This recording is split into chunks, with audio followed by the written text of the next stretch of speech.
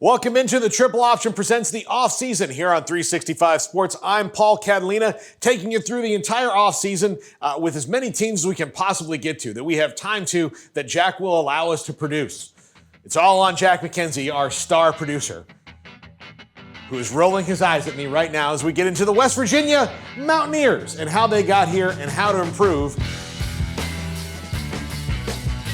They were 8-4 this year, which was one of the biggest surprises in the country. They were picked last by the writers in the Big 12, and that put a huge chip on Coach Neal Brown's shoulder. That's a great picture. He was mad about that. At Big 12 Media Days, he mentioned even if they got the colors wrong on the backdrop for the coaches' breakout sessions, he was entering the season mad about that. He was coaching for his job, and he certainly did a great job of overcoming all that came in their way, including a schedule that looked a lot tougher than it wound. I don't want to say a lot tougher than it wound up being, but tough for them coming off the season that they did. But they started off after that loss to Penn State, who wound up only losing 2 games all year long. They went on a run and improved all year long.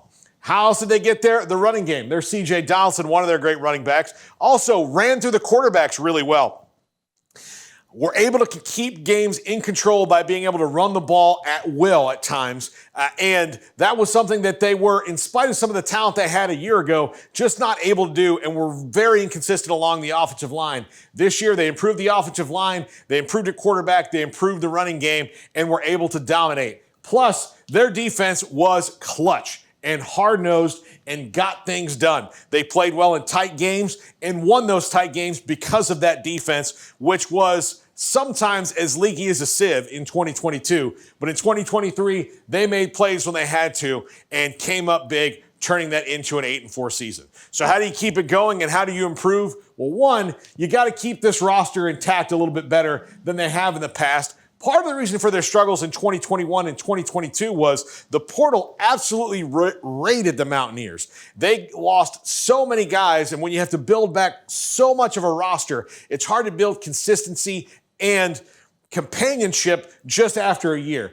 It looks like they've got NIL set up well there in Morgantown, and that they've got players coming back into the fold for another year, and they're not seeing as much of a mass exodus as they did in 2021 and 2022.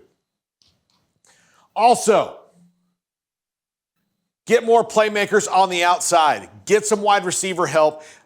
This was an area that wasn't deficient necessarily, but that could take you over the top if you find a plus wide receiver or two that can help the quarterbacks, Marichal and Green, that can help the quarterbacks, Nico Marchiol and Garrett Green, do better in 2024. Probably going to be Green, but Marchiol still a guy to watch because he's a highly recruited player.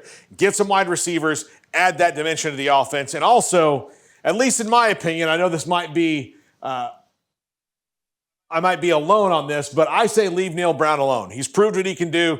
8-4, if he repeats that kind of a season, back off him. He's a good coach. He built something out of nothing, it felt, in 2023, and could probably build something out of something that he's got coming back in 2024. So leave the man alone. Stop barking about his job. Things will get better in Morgantown.